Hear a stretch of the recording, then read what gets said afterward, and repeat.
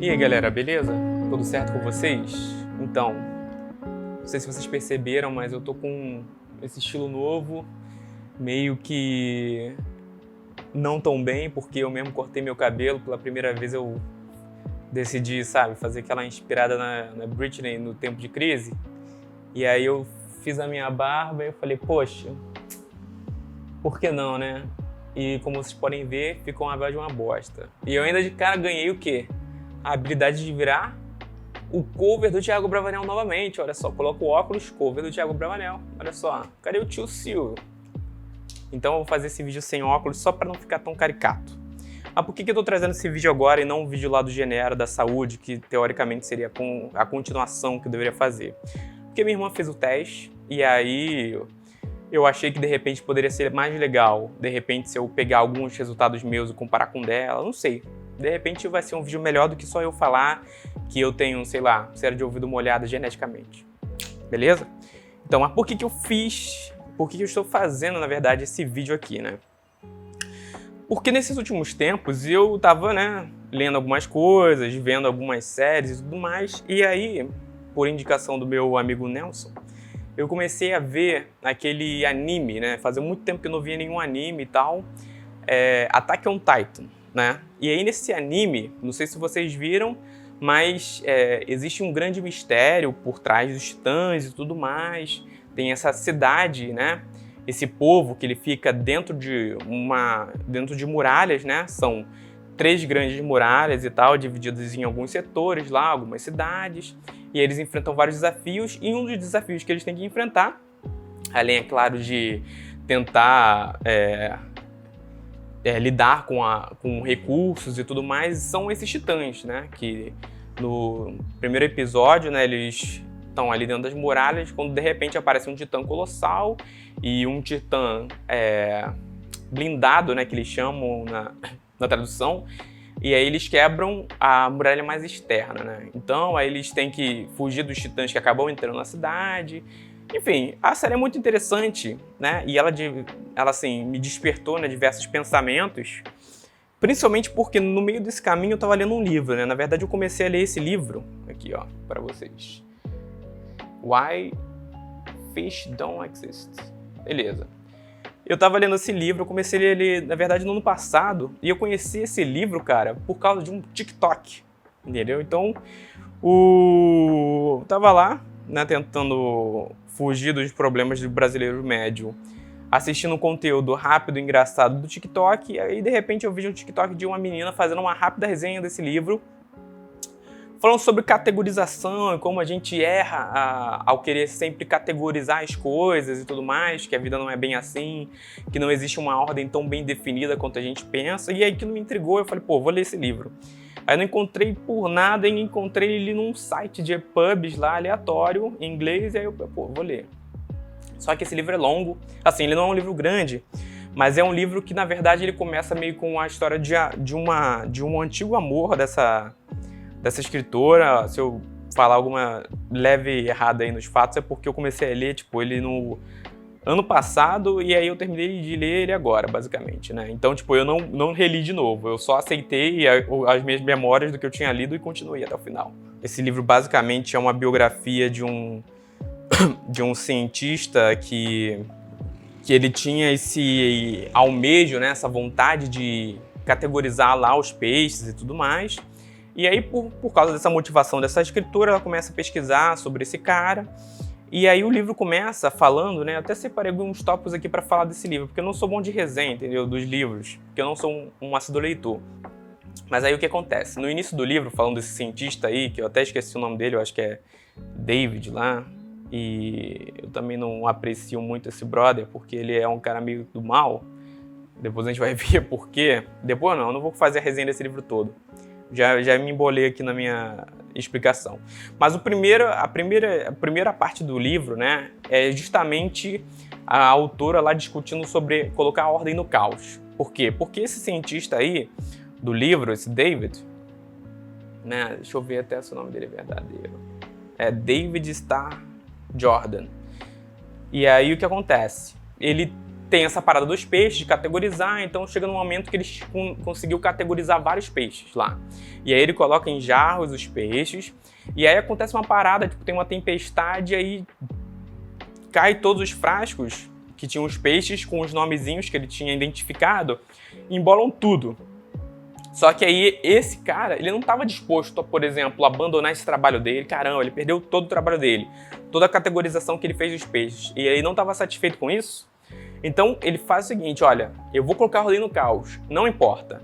Então ele pega cada peixe e aí ele coloca o label, né, a identificação dos peixes nos próprios peixes pregados.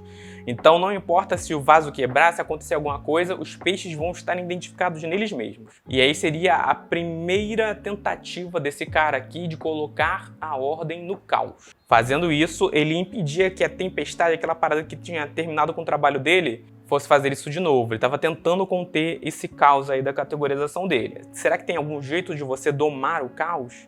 Encontrar essa ordem e fazer as coisas funcionarem certos, de maneira correta, né? Então, isso é uma primeira parada que você tem que ficar pensando. Poxa, será que eu tenho como que lutar contra essa natureza? Será que eu tenho que lutar contra a parada natural para tentar impor uma ordem, né? Que ordem? Existe essa ordem? Que ordem é essa? É a ordem que eu acho que é? É a ordem que eu acredito que ela tenha que ser? E aí isso leva a gente para a segunda parada, que é esse perigo da categorização. E eu fiquei refletindo justamente sobre essa coisa que a gente tem de categorizar, justamente porque o Átila ele fez um vídeo falando sobre raças, né? Falando sobre essas diferenças, e viu que, por exemplo, a diferença, isso tinha estudado na faculdade. A diferença, por exemplo, minha para uma pessoa asiática, para uma pessoa negra, para uma pessoa indígena, é tipo muito pequena. Essa variação da nossa cor da pele, por exemplo, dessas etnias que a gente identifica, ela é muito, muito, muito baixa, né? Então, poxa, será que essa diferenciação que a gente tem toda, será que ela realmente faz com que a gente entre em outra categoria? Tipo, em outra raça? E, bem, a gente tende a fazer isso o tempo todo, né? A gente sente essa vontade de categorizar as coisas, de colocar uma ordem. E no próprio vídeo do Átila, ele vê que essa ordem, na verdade, dessas primeiras categorizações de raças, elas aconteciam por causa das pessoas. Então, eles chegavam e falavam, por exemplo, as pessoas lá negras da África, elas são, sei lá, preguiçosas, né? Era uma das primeiras definições que você tinha, né? Acerca de raças e tudo mais. E aí falava dos índios, os índios eles têm dificuldade em entender não sei o que lá, eles não têm guia. E quem definiu essa categorização foi um cara. E esse cara, esse homem aleatório, sei lá, que o cara citou no vídeo, ele está tentando justamente colocar um pensamento dele. Então ele está partindo do pronto de um pensamento e tentando fazer a engenharia reversa para categorizar. Entendeu? Então, olha, eu não acredito que os caras lá negros eles sejam realmente tão capazes quanto nós britânicos lá. Então, faz o seguinte, provavelmente é porque eles são, sei lá, mais preguiçosos, eles são menos inteligentes. Então o cara ele partia do pressuposto da ideia dele e tentava colocar a categorização dele para adquirir o quê? O formato do pensamento que ele tinha. E aí, esse é um dos perigos da categorização. E eu acho interessante como esse livro aborda isso. De como que, por exemplo, esse cara como cientista, ele errava ao tentar dar sentido à ideia que ele tinha nele. Então ele não usava a ciência como uma ferramenta para descobrir. Ele usava a ciência como uma ferramenta para justificar o que ele já acreditava, né? E é muito interessante porque esse David Starr Jordan, né, ele tem uma ligação e tal.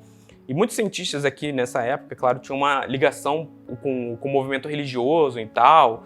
Então, muitas das viagens que ele fazia para pesquisa, né, ela tinha esse sentido missionário, né, que muitas universidades americanas têm, né, de ser uma universidade atrelada a algum tipo de entidade religiosa. Então, o que levava, né, esse pensamento do David? Por que ele queria categorizar, né? E o que muitos cientistas, né, foram levados a acreditar por causa dessa ideia de você categorização. É a ideia, por exemplo, que na evolução o ser humano está ali no topo, né? E para mim, quando a gente pensa isso, é o simples pensamento antropocêntrico ali, maquiado de ciência. Então, por exemplo, olha, nós somos homens, nós somos perfeitos, nós somos a divindade da, sei lá, da criação. Então, o que a gente pensa? Bem, como eu domino sobre todos os, sei lá, animais, eu tô aqui espalhado pela Terra, eu faço grandes construções, obviamente eu, como um ser humano, um Homo sapiens sapiens, eu estou aqui no topo. Então eu vou pensar a evolução, por exemplo, como aquela figurinha que a gente estava acostumado a ver antigamente, né? Que era do macaquinho, assim, pequenininho lá, o macaco-aranha lá, o bonobo, sei lá, e aí ele ia, né, ficando de pé, Homo erectus, sei lá, Australopithecus, Homo erectus e Homo sapiens, né, Neandertal e Homo sapiens. Então a gente via essa evolução ali dos primatas, e a evolução é isso. É sei lá, o macaquinho que tá ali andando de 4, de repente ele tá de pé e construindo coisas, e construindo ferramentas, beleza, tudo mais. Então essa ideia que a gente tem, por exemplo, da evolução, ela já é super deturpada por causa desse antropocentrismo que a gente tem, entendeu? Possa ser ele religioso ou não, entendeu? Não são pessoas só religiosas que decidiram que na evolução a gente, como ser humano, estaria ali no topo. E esse pensamento de achar que, por exemplo, o ser humano está no topo, a gente tem essas determinadas categorias, acaba cegando você para enxergar que realmente, no final das contas, existe um grande caos ali, né? E eu não estou dizendo que, por existir esse grande caos, né, que tudo é um mero acaso. Também não pense nisso. Mas pense, por exemplo, as coisas, elas não seguem o fluxo que eu acho que elas seguem. Elas seguem uma tendência diferente. A gente pode chamar essa tendência natural de caos, né? De entropia, essas coisas, elas simplesmente se dispersam. E quando a gente pensa, por exemplo, em categorizar as coisas e, por exemplo, pensa que realmente eu, como um homem que domino sobre muitas coisas, eu sou o topo, eu acabo ficando cego para ver as coisas que não entram nesse meu sentido. Então eu acabo perdendo o foco, por exemplo, de tentar encontrar as respostas para apenas justificar aquilo que eu penso, aquilo que eu tô pensando. E tipo assim, às vezes a gente vai estar errado. Às vezes não vai ser, por exemplo, não vai surgir minhocas e larvas de pano sujo e poeira, né? Imagine se eu sempre pensasse nisso, a gente ainda estaria aí com essa vibe da biogênese e tal. O que não acontece. E aí a última coisa que eu achei interessante nesse livro é a parada do abrir mão do peixe. No final das contas, esse livro, né, o título dele, o tema dele é Por que Peixe Não Existe. E Por que Peixe Não Existe inclusive um podcast, né? Porque ele vai falando lá dos cladistas, né? Porque se você for parar para pensar, os peixes, eles não se adequam muito bem à própria categoria deles. Por exemplo, os mamíferos existem, os répteis existem, os anfíbios existem. Então você consegue chegar e agrupar todos esses animais de forma que eles preencham as lacunas lá dessa classe. Agora, por exemplo, se você chega e vê um salmão e você pega um tubarão, ou a raia, que também está ali dentro desse grupo dos tubarões, você vai ver que eles são muito diferentes. Se você pega, por exemplo, aquele lungfish, aquele peixe lá que fica um tempo fora d'água, você vai perceber que ele geneticamente está muito mais próximo de uma vaca do que de um salmão. E aí você fala, cara, geneticamente, com diversas categorias, né? Se você pegar, olha, ele tem esse sistema respiratório desse jeito, ele faz isso, ele tem essa característica que, ele tá mais próximo dos mamíferos do que do tubarão ou do salmão, que tá dentro da classe dos próprios peixes, né? E aí aí existe esse movimento que até é quase um consenso entre muitos cientistas de que os peixes, eles não existem. Que essa classe, ela é tão diversa e existe tanta variedade dentro dela que você não pode simplesmente categorizá-la, né? Que era justamente o alvo desse David Starr Jordan, né? Eu falei que eu não gosto muito desse David Starr Jordan porque nesse próprio livro você percebe que ele é um potencial suspeito de um determinado assassinato que aconteceu, né? Então ele, por exemplo, ele era o mais provável a ser o presidente lá da escola, o diretor, sei lá. E aí, enfim, da faculdade, aí tinha uma mulher na frente dele com esse cargo e de repente essa mulher assassinada, envenenada. E aí ele chega e tenta provar que ela não foi envenenada, que na verdade ela teve uma infecção, sei lá, alimentar, um problema assim. E no final das contas, o caso ficou em aberto e ele assumiu o cargo da mulher, né, da Jane. Então você vê que ele parecia não ser um cara muito boa índole, porque ele é suspeito potencial de um assassinato. Inclusive, para conservar os peixes lá que ele pegava, para categorizar, ele inclusive usou a substância que foi a substância usada para matar, né, para envenenar a mulher lá, a Jane lá. Então, muito suspeito esse David, né, no final das contas. E a história dele, enfim, é muito interessante porque... Por que eu falei do perigo da categorização? Por que eu falei aqui de raças e tudo mais? Porque que esse cara também foi um dos grandes expoentes da eugenia, né? Não sei se você sabe o que é eugenia, mas é quando você tenta purificar a raça, vamos dizer assim. Então você propositalmente esteriliza pessoas ou mata pessoas de forma que só os fortes, os mais puros, né, vivam. Tipo o que aconteceu durante lá o Holocausto, onde você tinha ali o Partido Nazista e tal, os soldados tentando eliminar judeus, entre outros grupos, porque tinha que a raça ariana tinha que prevalecer. Mas esse David, ele é um cara muito mais intrigante do que só isso, do que um cara eugenista, né? Ele acreditava justamente pelo que eu falei, né? Categorizar as pessoas, colocar o ser humano ali no topo da cadeia como o perfeito, fez com que ele pensasse no seguinte: olha, provavelmente quando você tem um delinquente, quando você tem uma pessoa que ela é imoral, entendeu? Que ela é perversa, que ela é profana, luxuriosa, provavelmente isso aí tá no sangue dela, nos genes dela. Ele era um cientista, então ele assumiu isso, que provavelmente essas características elas estavam atreladas ao DNA da pessoa. Então o que ele fez? Ele começou com esses projetos, e foram projetos fortemente aceitos ali nos Estados Unidos, de literalmente esterilizar uma galera que ele achou que não se adequava nisso.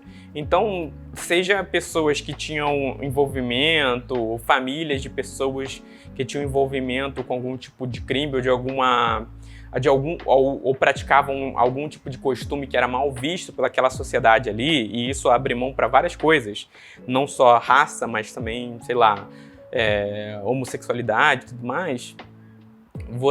Se você chegar a esterilizar essas pessoas, impedir que elas procriem, você simplesmente vai cortar o mal e o mundo vai ser melhor e nós evoluiremos, né? Então ele chegou e fez... Cara, ele tinha influência gigantesca dentro do governo ali, e ele conseguiu em vários estados implantar esse sistema de eugenia e de, enfim, castração dessas pessoas, né? Imagina, você chegar e pela lei você ter a possibilidade de esterilizar uma pessoa, de tirar o sistema reprodutivo dela, né? E isso é muito louco, né? Isso era amplamente aceito durante essa época aqui. E esse cara era um dos grandes expoentes que viam com um embasamento científico para fazer o tal. E o buraco é mais embaixo, porque justamente ele vai falando... olha que louco o pensamento do final. Começou a ter as guerras, né? E ele era um pacifista. Mas sabe qual era a fonte que alimentava o pacifismo desse cara? É porque ele acreditava o seguinte: bem, nós levamos os nossos melhores soldados para a guerra, os melhores espécimes, os seres humanos mais fortes. Então ele começava a fazer vários tratados de paz, impedia várias guerras de acontecerem, vamos dizer assim, né? Vários ataques, com o pensamento de que você estava ali, daquela forma, sacrificando os melhores espécimes da sua raça, né, do seu povo, e só sobrariam os mais fracos. E aí a continuidade, por exemplo, da nação seria prejudicada porque você só teria os delinquentes aqui, né? Os melhores tinham morrido na guerra. Então ele chegava com essa mensagem maluca, assim, de pacifismo bem louco, para tentar fazer os tratados. Então você vê, tipo, até o cara que aparentemente era bem intencionado com o pacifismo dele, que negociava isso, ele no fundo ele era só um maníaco tentando aplicar a eugenia dele e os projetos maquiavélicos dele, enfim, no governo e na nação. Bem, mas aí esse livro ele termina com um desfecho muito interessante, né? Com um final bastante irônico, justamente por causa do motivo principal da existência do David, era categorizar os peixes. E no final das contas, por mais que ele tenha descoberto milhares de espécimes, no final de contas, nada disso realmente importava, porque peixe não existe. E eu achei isso bastante interessante. Eu dei um spoiler aqui do livro. Se você quiser ler, você pode reler, porque a história é muito mais bem desenvolvida do que eu falei, né? Esse livro não é um livro que eu gosto muito de ler, porque ele não tem muitas citações, muitos quotes, né? Então, tipo, é difícil de eu chegar e pegar uma fala, assim, impactante, né? Eu, como um cara que gosta muito de falar e contar histórias, é muito melhor você chegar e mandar aquela frase que faz uma propaganda. Mas em troca disso, pelo menos, por mais que eu tenha dado esse spoiler aqui do livro grande, se você pegar para ler, você vai se confrontado com um material bastante intrigante, realmente, né? Com bastante conteúdo histórico, enfim. É difícil de falar uma citação legal dele, mas a história em si é bem contada. E se você gosta de uma biografia com uma história interessante, esse cara aqui tem, né, uma história bem emocionante. O cara foi acusado de certa forma, é um suspeito potencial de um assassinato, né? Então, se você quiser ler para tentar ver esse mistério, eu até recomendo. Fala, galera, olha só, tive que cortar esse vídeo de novo porque já passou de 20 minutos e, bem, acho que um vídeo maior do que isso, um podcast desses, vocês teriam que estar com muita vontade de assistir. Mas por que eu falei, né? O que eu acabei de falar agora? Por que eu escolhi ler esse livro? Então, esse é o tema do próximo vídeo, da continuação de por que esse livro me despertou tantos questionamentos durante o tempo que eu tava vendo essa série, né, desse anime do Attack on Titan. Então, no próximo vídeo, que talvez eu grave hoje ou não, vocês vão ficar sabendo disso, né? Mas, enfim, se vocês quiserem nesse meio tempo começar a assistir, eu não recomendo, porque provavelmente eu vou dar muitos spoilers, né? Tô brincando, você pode assistir, eu vou tentar dosar o maior número de spoilers possíveis, né? Ou então você pode começar a assistir agora e ver o meu vídeo depois que você terminar, beleza? Então é isso, falou!